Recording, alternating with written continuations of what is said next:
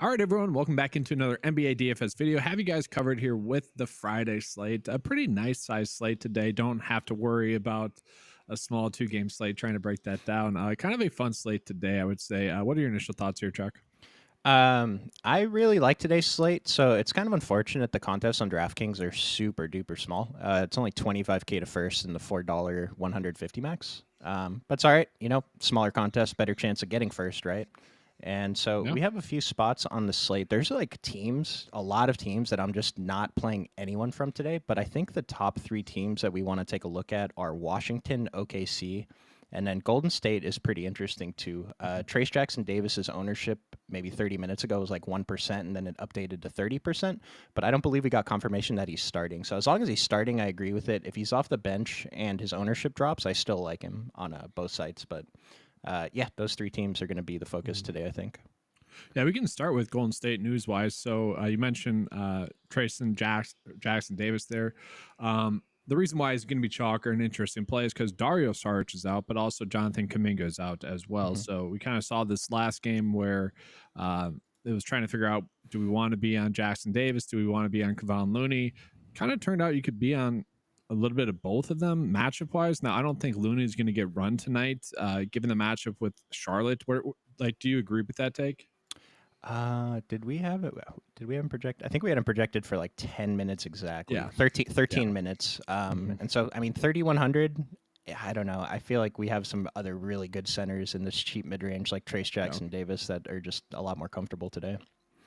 No, I'm right there with you. So probably a little bit too thin, but that just makes me want to be on Jackson Davis just a little bit more. On both sides, even at that higher price on FanDuel. I mean, his ownership is insane on FanDuel. He does have the power forward eligibility, but I mean, if he's this chalky on FanDuel at 6,400 and he's top of the model value, just insane play on DraftKings, I think.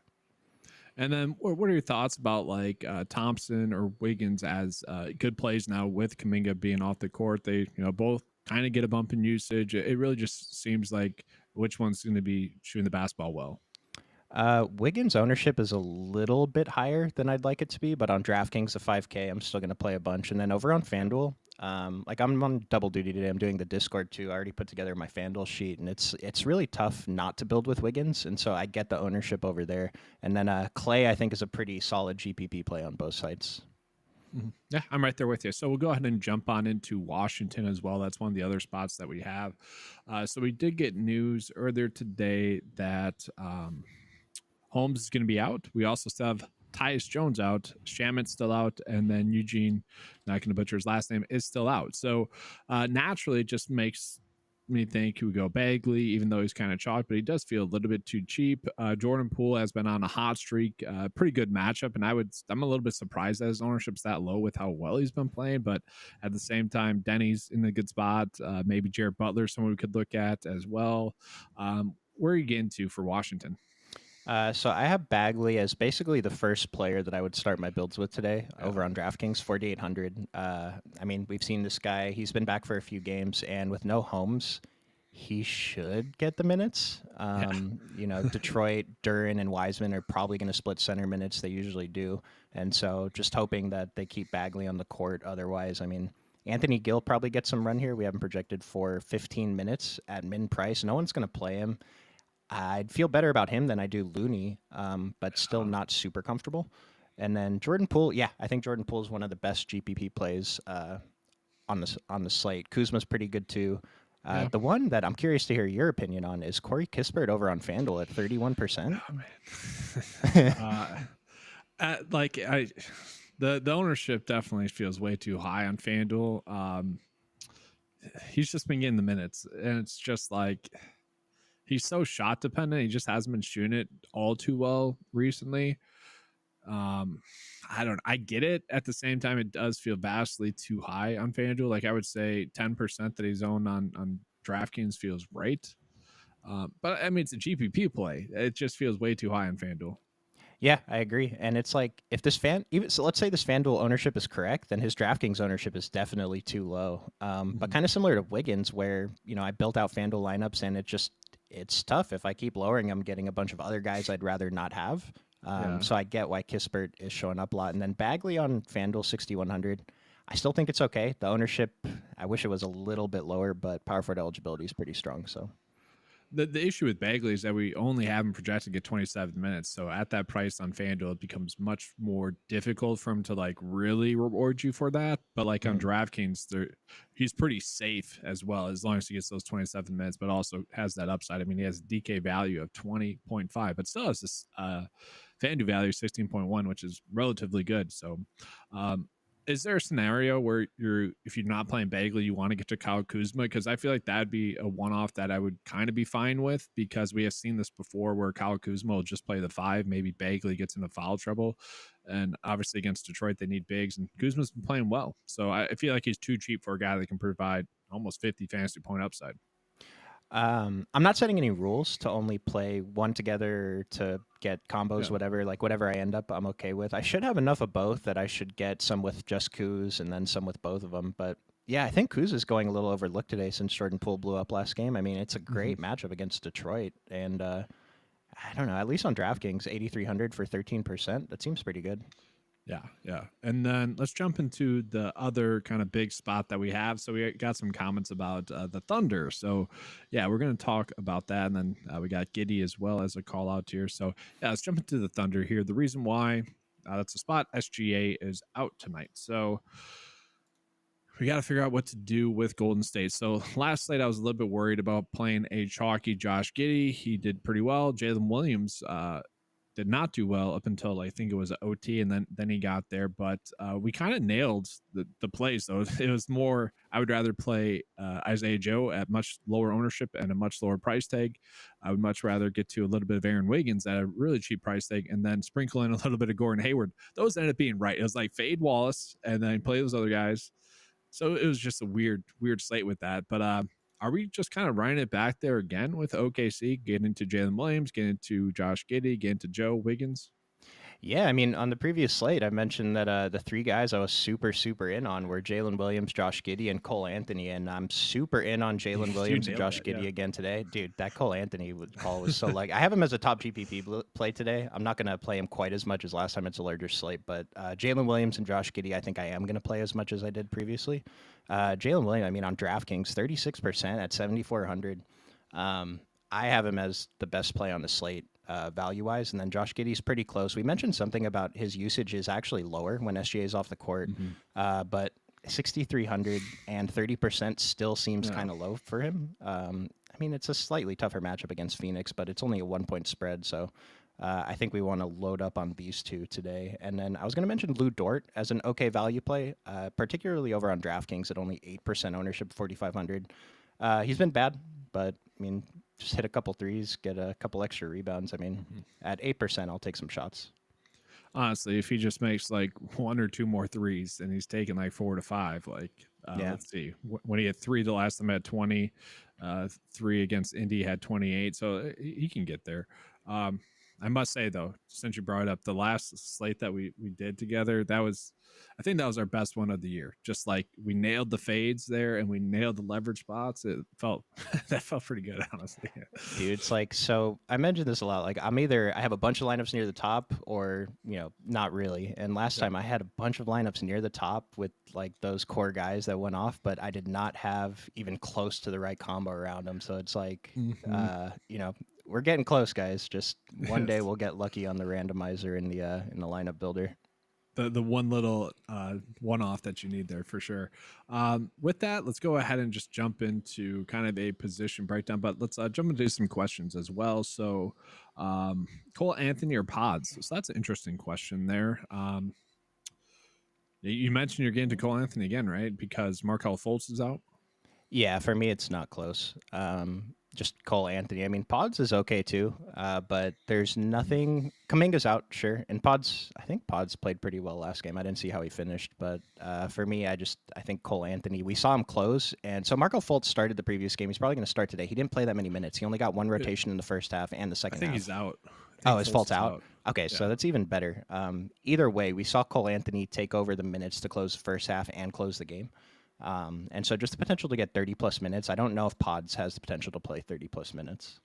Yeah, it almost seems like Orlando is kind of letting these guys play a little bit more recently. I mean, Suggs, we haven't projected at 29.5 minutes. Like that's something that just wasn't really happening. But I'm kind of right there with you. I feel like, honest, I like Suggs as a GPP play. I like Cole as a GPP play. But what about Gary Harris? I got to mention him. With Fultz out, he's projected to get 24 minutes. He's almost the min price on DraftKings. FanDuel, probably too little. But like, if someone was making a lineup and they only had like 3.2 left over, would you be fine playing him, or is that just like too thin? I mean, if it's the last guy in, yeah, I mean that's exactly the type of player Gary Harris should be. I mean, 3,100. I don't know. Faults out, maybe he gets a couple more minutes, but 24 minutes at min price, even for a guy like Gary Harris, like I don't know. Yeah. I mean, I guess I'm kind of indifferent on it. If I Yeah. end up with some, it's okay. Yeah. It's just, it wouldn't be shocking to see him, I guess, get 7 or 20 fantasy points. Obviously, we're not expecting really much more than that. So let's see here. So would you say Bagley and Jackson Davis are must plays? I'm kind of, I don't like to say like must plays or whatever, but like they're right now, they're probably going to be two of my higher exposed players. Yeah, I mean, I'm a risky guy, and I'm not locking either of them today. I have Bagley higher than Trace Jackson Davis, so I'm playing him first. I mean, he's $700 cheaper on DraftKings, but I mean, we still have AD also.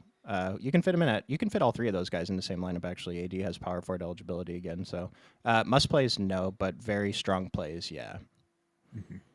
And so with that, let's go ahead and get into a position breakdown. We're going to start out with the guards here. So guard wise, pay up wise, we have Luka. It's kind of, well, he's not on the main slate. Sorry. We have Halburn.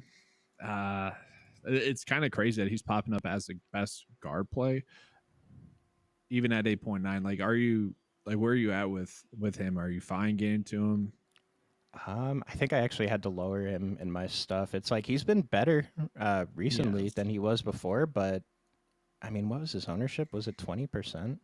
16%? Like, I mean, we talk about this all the time. If the field is gonna 16% and 18% of the field is gonna try and get to Halliburton, I feel like we can just go elsewhere. Like, it's not crazy ownership, but there's just so many options today that I don't know. I'm not really about it. Last time I said that though, he put up 45 and 3/4 and then set out the fourth. So yeah, I don't know. I'm having a tough time getting to him. I don't know. Like at the same time, it's not like I want to get to Booker more or even Curry more for that matter. Like maybe Jalen Brunson I kind of like, but like that's kind of still ugly. Cam Thomas, like, is probably the one I would want to get to the most. But like we are seeing that the pricing and the plays are all kind of around the same. The only one that does stand out is like Cam Thomas and Austin Reeves a little bit pricing wise.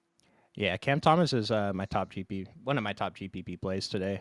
That's not in the core. And then I'll mention TJ McConnell. I like him at 10% ownership, 4,800 on DraftKings, more than I like Tyrese Halliburton at 16%, 8,900. And it might sound insane, but TJ McConnell's been great, and Tyrese Halliburton hasn't. I will say the total, this is more used to what we saw towards the beginning of the season with Indiana, 245 against the Lakers. It's awesome total. So better to take shots on Halliburton tonight than he was the past few games, I think, but still not a spot I'm really going to get to that much. Yeah. So is it guard wise, probably just not really too much of pay ups that you want to get to today? Just a little bit too risky for that? Well, guard wise, yeah, it's like my top guard right now is Josh Giddey, and then I'm getting a lot of Miles McBride, Cam Thomas, Jordan Poole, Cole Anthony. Like I just feel better about these guys, and then I'm going to be paying up for guys like Anthony Davis. I'm actually not paying up that much. A lot of mid range stuff today. Yeah. So let's talk about just New York real quick as well, because we've kind of seen this a little bit here with OG out, Randall still out, and Burks looking like he could sit. We do have him projected for minutes, though. So you mentioned McBride. He's been getting heavy minutes, and with that, he's been pretty consistent as a fantasy producer. DiVincenzo, probably just still a GPP play. Like he could go for 50, wouldn't be shocking. But like, do you like, I mean, I think they're all properly owned. I think this is correct. But like, do you like one of them more than the other? You kind of mentioned McBride. Yeah, McBride is the guy I'm getting to from New York. Brunson's interesting as a GPP play, and I do like DiVincenzo at his price. Josh Hart, I mean, Josh Hart seems like I guess he's just always going to be a GPP play because his ceiling outcome is just so far beyond what his median projection is going to be every day. Yeah. But Miles McBride, I made a joke. Nick was talking about him. Yeah, we have Miles McBride projected for 42 minutes on the previous slate, and it's like he played 40. He's been averaging over 40 minutes, and He's been one of the best players in the NBA. Like his stats is, I don't off the top of my head, I don't remember, but he's been insane since he's been on this run. Second best plus minus in the league over that stretch. And Tibbs is comfortable playing him all the minutes. And I mean, he hit 9 threes yesterday, six a couple games ago. So yeah, really like Miles McBride tonight. And just looking at it, so I'm looking at the last 10 games, which is the stat I never, or last 10 days, which is a stat I never looking at DraftKings, but 5 games, averaging 35.3 fantasy points. While he's getting 40 minutes and he's under 6K. Like, that's kind of crazy to me that still hasn't like come up to the point where we can just cross him off our player pool pretty much. And I'm pretty sure, did the Knicks win? Yeah, Knicks won by 44 yesterday, and this dude Miles McBride still played until there was 5 minutes left in the game. Yeah. Tibbs is going to play him. He played the entire third quarter, started the fourth, and played until 5 minutes left before he finally came out. And so, like, even in blowouts, we're not losing anything. Yeah. And then let's just jump back into kind of the guards in general. So the best values are kind of crazy. And so Indy, they're kind of a little bit more healthy. You kind of already mentioned McConnell, but you also have Nembhard there and Naismith there. I mean, Nembhard's brother is going to have a good game today, apparently, in college. I think that's his brother. I don't might be just making that up, Ryan Nembhard. But are you getting to? It makes sense, right? Who else would have that name? That's good at basketball. But right. Do you like either of those two as values? They're really low owned. So the model's telling me that Naismith is a good play. And I don't know. I like Pascal a little bit more at the same position. Kind of like the opposite. Like I like TJ over Halliburton, but I like Pascal over Naismith. And then Nembhard, I don't know if this just changed, but I completely missed him being on here earlier. I wasn't thinking about him though. Are you high on him today? Sorry, I didn't catch. I was reading a comment. What was that? Oh, just I didn't catch that Nembhard was top of the model value. Are you pretty high on him today? No, but I could see kind of using him as more of a lineup filler. Like I'd be pretty happy to. They're healthy and it's not a bad matchup going against the Lakers. Like I get why people are chasing it. It's a high scoring game. Like we want to chase some plays in this game. And so he'd be a play I'd be fine doing that with. Like it wouldn't be shocking to see him put up 30 fantasy points in this match. He went for 28 recently against them. So I get it. I'm kind of shocked at the ownership. It's more the ownership and the value rating makes me want to get out on more. Yeah, I think I'm definitely going to have to do something to get him in my exposures now because he looks pretty great. Like you pointed out, the high total, top of model, 1% owned. He's had 3 good games out of the previous 4, played 30 minutes in 2 of them. So, yeah, fire up Nembhard. I mean, we don't have to go crazy. He's 1% owned. If you like I'm making 50 lineups tonight. If I have him in 5, I'm 10x the field. That's awesome. Yeah, exactly there. Couple of other plays I just want to get your thoughts on. I want to get your thoughts on Wallace, Caston Wallace. We were banging the drum to not play him last slate. He ended up being a chalky disappointment. At the same time, could we see that flip this game? Like he's only 3% on DraftKings, very chalky on FanDuel though. Do you see a path where you're getting overweight on the field now after being, I think you asked him off, I think is what you said. So do you see yourself flipping at all potentially? Yeah, I X'd one player out of my player pool last time, and it was Caston Wallace, and I didn't X him out today because he's only 3%. So if I get a couple shares, I don't mind it. But it's just I don't need this deep of value, and it's kind of like same thing. What are we hoping happens playing Caston Wallace? I mean, I'm already playing all the Giddey and Jalen Williams. I don't know. I'm not really not interested here. Yeah, I want to get your thoughts then on the Charlotte guards as well. Brandon Miller's been playing better over the 3 over his past 4 games, and he was doing pretty well like off after the All-Star break as well. His price kind of dipped because his production kind of dipped, but I would argue he played better in the 3 matchups you wouldn't want to play him against, Cleveland, or Orlando. Now he gets Golden State, which is a good matchup. He's a play that I don't mind, but I want to get your thoughts on him, and then just really all the guards. Like, are you getting to Miocic there at all? He's been playing, decent as well. But again, they've had some difficult matchups. So do you like either of those two? So Miocic, he was, I think he was a little bit chalkier on FanDuel before the stream started. I'm seeing 28% right now, and I don't get it, man. Maybe there's just, like, I built lineups over there, and I'm getting Miocic, but, like, I feel like we can just find other options. I am interested in Trey Mann at the low ownership, more so on DraftKings at 5,600. But I feel like I'd rather take shots on Trey Mann at the lower ownership than play Miocic today. But like I had difficulty making the FanDuel core for the Discord without Mičić, and so he's Yeah. going to be in there. Hopefully he just gives us a 5x. Yeah, I think that's fair. Yeah, I think that's fair. And then So Brandon Miller, I'm like yeah. 2x the field right now. I like him a lot tonight. Yeah, he just feels a little bit too cheap for the matchup. Is really it. And then I think that's pretty much it. Any call outs for guards? Obviously, it's a pretty big slate. Let me just double check. I think we talked about pretty much all the guys that I'm pretty interested in today. I'll mention Ryan Rupert and Scoot Henderson from Portland. Everyone was on Chris Murray last game. I think Chris Murray's a fine shot take today at like a fraction of the ownership he was last time. But Ryan Rupert had a good game. He's 3,400 on DraftKings, shooting guard eligible. And then Scoot Henderson, no one's playing today. And it is a tough matchup, but Scoot's been awesome, and his usage is like through the roof right now. So I don't mind taking shots on him. And Delano Banton, actually, one of my favorite GPP plays today. It's like, this dude, where was this guy? He was rotting away on a bench somewhere. Now he's dropping 30 off the bench every other game. I know it's a tough matchup against Miami, but at 9% ownership, it's like the total is like the lowest I've ever seen, 210. But Yeah. Delano Banton seems like a really strong GPP play today. Oh, and sorry, I mentioned Cade Cunningham too, another GPP play that I really like. So I was actually going to ask you about Detroit, but I do want to mention Portland as well. Like, it is kind of crazy that we could basically, I know it's a low total, but like between Rupert, Banton, and or Scoot Henderson, like we're probably going to get at least a play that's 7x's or has the potential of 7x at pretty low ownerships. And I get it's a bad matchup. Like Scoot Henderson started off the game terribly. I don't think he had a fantasy point in the first quarter and then ended up finishing pretty good. Still too many turnovers for him. That's the thing. But Banton is giving me like Cam Thomas vibes from like at the end of the year last year, where it's just like the usage is crazy. He's just shooting a lot. And at 6K, I'm still interested in Rupert. Like I kind of mentioned Gary Harris earlier, like you would want to have the salary to get to Rupert, who's just been a pretty solid good value recently. So I like that. But yeah, Detroit, just real quickly, if Cade Cunningham and or I guess what are we doing if Detroit, if Cade Cunningham and Ivy are ruled out? Because we got a question about Tosan earlier and whatnot, just in general, Me Too as well, or Metu as well.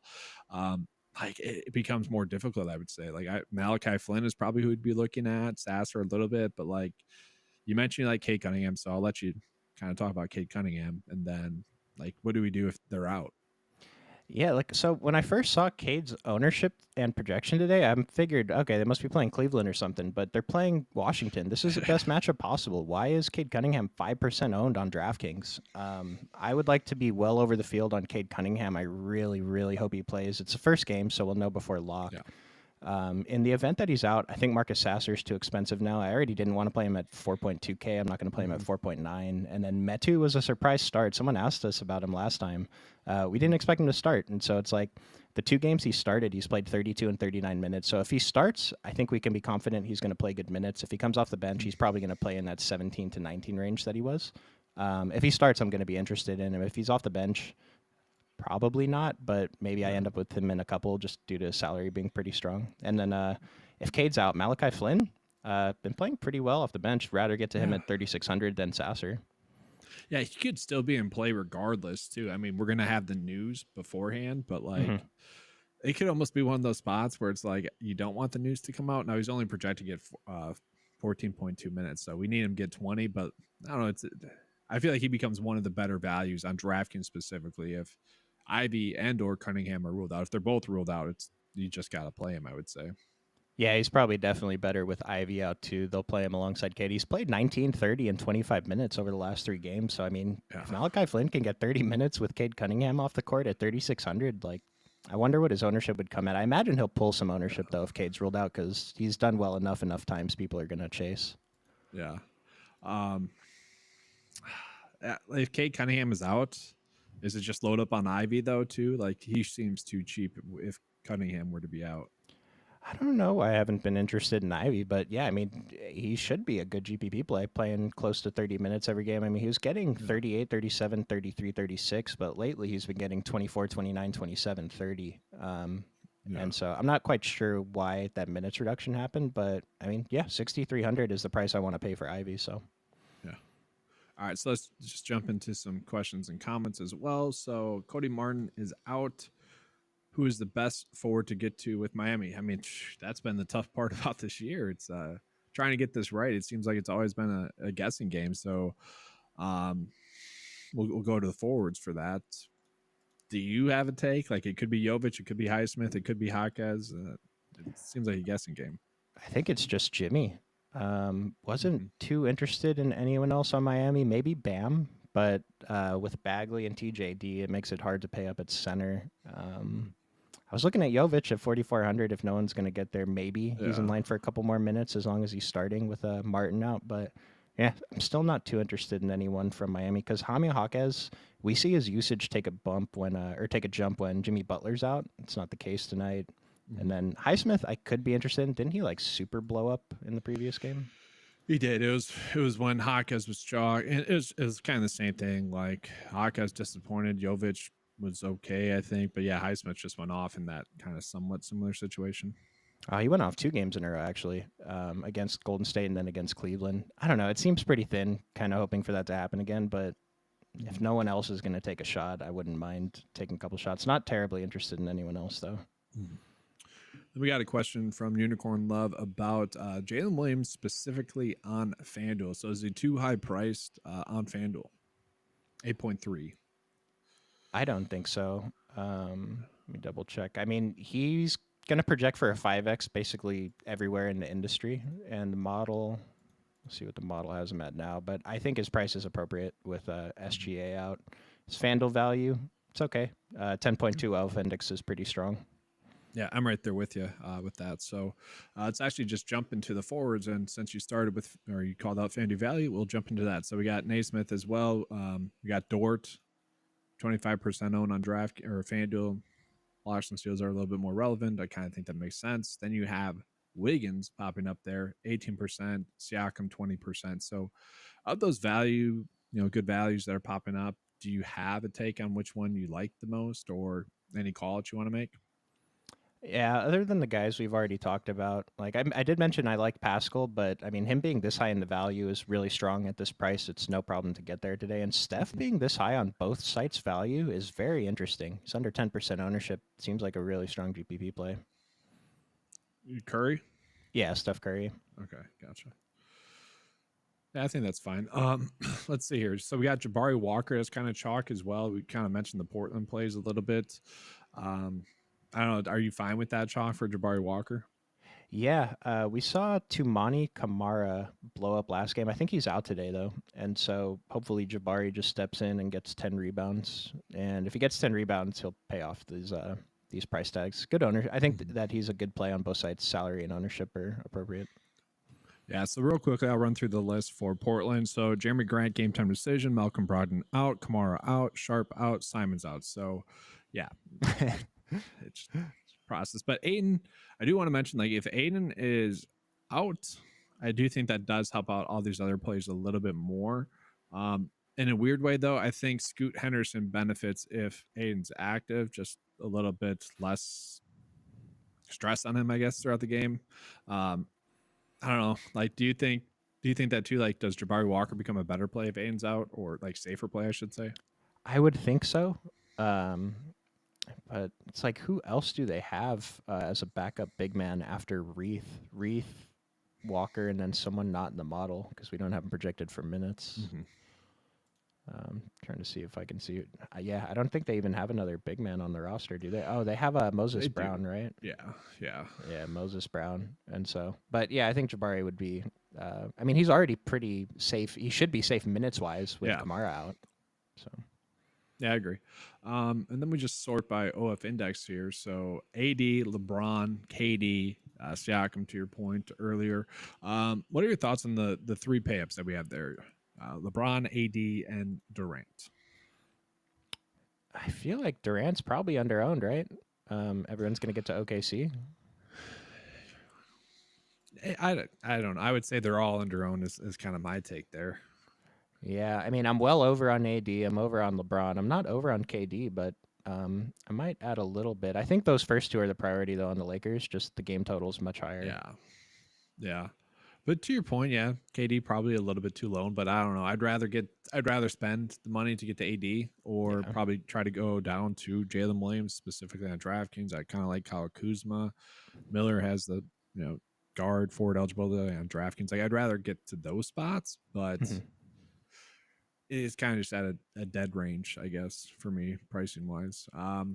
Yeah, that makes a lot of sense. Like Pascal's 1,000 cheaper. Like we're already going to be playing Jalen Williams anyway, so I get it. Yeah. And then, so Trenton Watford, power forward center eligible on DraftKings, power forward eligible on FanDuel. He's popping up. So Cameron Johnson, Dennis Smith Jr., they're still out. I don't love it, but like I get it. Too cheap, 20 minutes. Like it does make sense. Are you comfortable eating that chalk? Or are you getting overweight, underweight? Yeah, where's Nick, man? I know, right? What do we do with Trent and Watford? I'm over on him right now. He's been pretty good past few games. It's just as long as he gets some minutes. I don't know if they've been doing something weird with their rotation or what, but this is definitely a bench candidate. So it's like he's a very strong play if we knew he was going to get these minutes, but it's definitely a bit of a risk if he actually will. I thought it was because Sharp was not getting as much run, but I could just be guessing there. No, it seems like that's what's been happening. Sharp's been getting a little bit less run, so Watford's getting more run. And heck, I mean, we can just pivot into centers here. If that doesn't happen, like Sharp might be a decent play if he gets 20 minutes at his price tag now. It feels like a lot of guessing. Yeah. It's better if Watford was getting the minutes because Sharp was out. But if it's just the coach making weird decisions, then we're completely guessing. And so, like I said, I actually probably won't be over the field on Watford now that I talk myself into that. I'll probably try to be around the field over on DraftKings. Just he is a DNP risk. I mean, he's going to play, I guess, but he's at a risk of not playing as many minutes because they do have other options.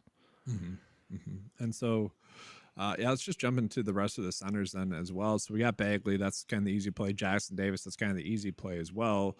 The nice thing about DraftKings and FanDuel, how they're presented, is that you could probably play all three of them if you wanted to. Obviously, Watford on FanDuel, you're not going to play, but I do like the fact that with the position eligibility, we could theoretically play all three. But pay up wise, what are you trying to do? Minus Anthony Davis, we already kind of mentioned him. We got Jokic, we got Wemby. Chet Holmgren was a disappointment in the last game, but he could be a decent option. Bam, there as well. I think Chet should be okay as a GPP play again. And then we pretty much mentioned everyone else that I'm interested in at center today, except for, Jonathan Isaac, power forward center. He's been fantastic lately. 4K on DraftKings. I think he broke his slate a couple games ago. I mean, he's pulling some ownership now, but he's been pretty consistent with what he's been doing. So I'm comfortable playing him where, like, earlier in the season, I X'd him out of You were every laughing slate. at me whenever I brought him up. Yeah, no, but now I just like he's been getting 20 minutes pretty consistently, and he's doing well. He's been one of the best defensive players in the NBA. I don't know if people like realize how good he's been on defense. It doesn't always translate to the stat sheet, but if he gets like 3 stocks and 5 rebounds a game, like that's already almost enough to get there. So everything else is just a bonus. Yeah, and to call it Orlando again with the minutes, it's like we haven't projected 21 minutes. They have been more likely recently, later on in the season, to give players like Isaac a little bit more run, like Suggs a little bit more run, Cole Anthony a little bit more run, which is nice for DFS purposes because throughout the middle of the season, it's like Isaac is getting us 5x, but we know it's capped at that, like whatever, you know. But now if there's the potential to get 25 minutes, 24 minutes. So yeah, I like that as well. Not a play that was on earlier, but I think that's a good kind of safe play as well. Any other center calls, or should we get into some questions and then first look build? I mean, I feel like we have to mention Jokic. He's 3% owned against Minnesota. Gobert is the defensive player of the year, obviously. But this is Nikola Jokic. Who cares? He's 12K. I feel like we definitely have enough value to get there at 3%. I mean, this is kind of like Luka. He's not going to come in 20% or anything, but he's going to come in higher than 3. I believe this game matters for both teams for the number 1 seed. So, yeah, Jokic. And then we didn't mention Anthony Edwards. I think he's a fine GPP play too. He's kind of super expensive, but this is a big game. This is an important game. So this is on the slate, right? It's 6 p.m. game? Yeah. Yep. Okay. Yeah. I don't mind paying up for Jokic if no one else is. I believe it is. Is it not? Oh, no, it is. Yeah. Last game.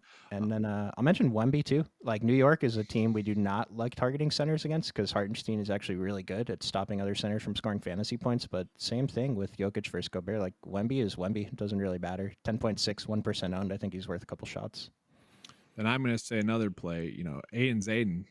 He's got a better bed now. Terrible matchup, but no, I do like the ceiling that he has. Like if he can put up 50 fantasy points at 1%, I know it's a terrible matchup and he might not play, but we have seen him just like really crush. It was before he got 26 minutes against the Clippers. Could have, if you give him 10 more minutes in that game, probably still would have hit value. I mean, he was just crushing for quite some time. So I don't know. I think he's still worth a look if he plays, like upside wise. I think I tried to get some Aiton in, and it was just so difficult because of Bagley and TJD being such good prices. But I don't mind that, trying to sneak some Aiton into your exposures. Yeah, I mean, he's 1% owned right now, 8% on Yeah. FanDuel. It doesn't take much to be overweight on him or even weight on FanDuel.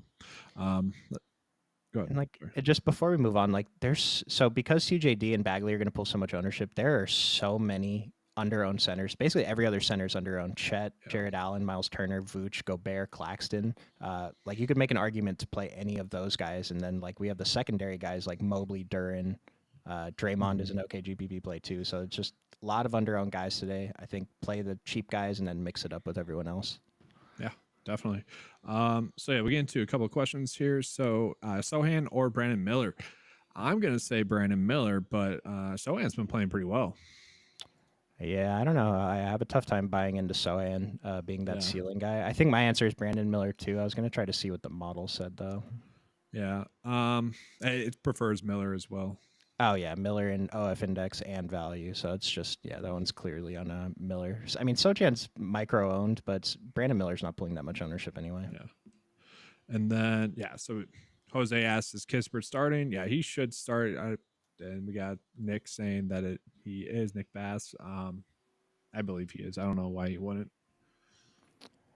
Yeah, I mean, Kispert is in my weird FanDuel core. Just feel like he has to be, right? Yeah, I don't know. It's risky. I don't know. It's weird. That'd be the one spot where, like, let's see. I want to refresh this and see if he's still pretty chalky, actually, before we get into the first look build. Because I don't know. That just seems way too high. Yeah. If it lets me, it's not letting me.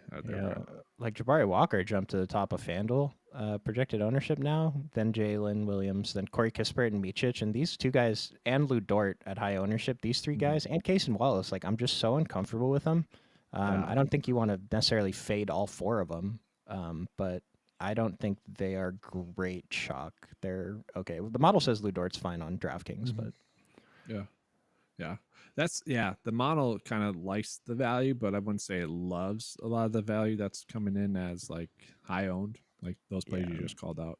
But yeah, we'll jump into a first look build. So I think it's pretty simple. Bagley, Jackson Davis. Do we want to do that? It does leave us strapped, obviously.